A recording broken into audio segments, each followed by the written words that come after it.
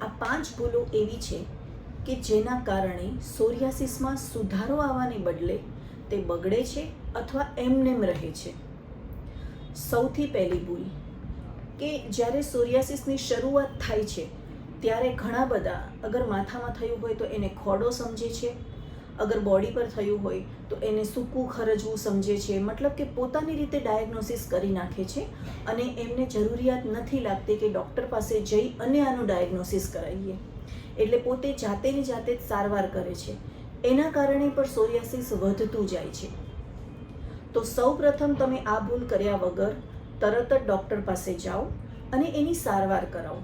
Second ભૂલ, doctor પાસે તો જાય છે પણ ઘણી વખત દર્દી એવી આશા રાખે છે કે મને તરત મટી જવું જોઈએ. એને કારણે એ ધીરજ નથી રાખતા અને વારે વારે ડૉક્ટરને ચેન્જ કરે છે. ડૉક્ટરને ચેન્જ કરવાથી તમને જ ગેરફાયદો થાય છે. થોડી ધીરજ રાખો, કારણ કે જ્યારે એક મેડિસિને પોતાનું વર્ક ચાલુ કર્યું હોય ત્યાં તમે તરત ડૉક્ટરને ચેન્જ કરી નાખો છો. નવી મેડિસિન આવે, નવું કંઈ આવે તો ફરી પાછી એની એ જ પરિસ્થિતિ રહે છે.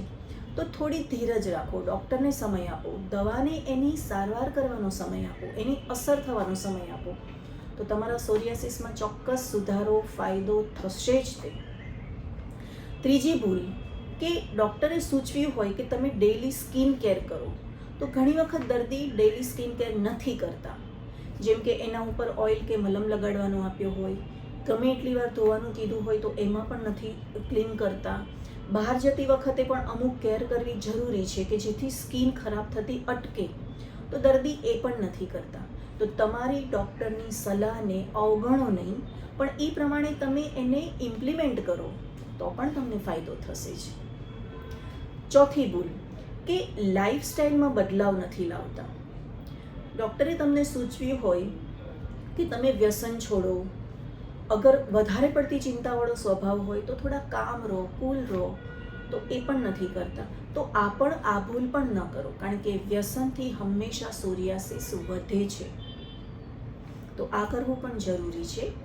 અને સૌથી છેલ્લે 5મી ભૂલ કે જ્યારે શરીર પર ફોતરી થાય છે ત્યારે નેચરલી બધાને ન જ ગમે, પણ એના માટે એને ખેંચીને કાઢવાની જરૂર નથી.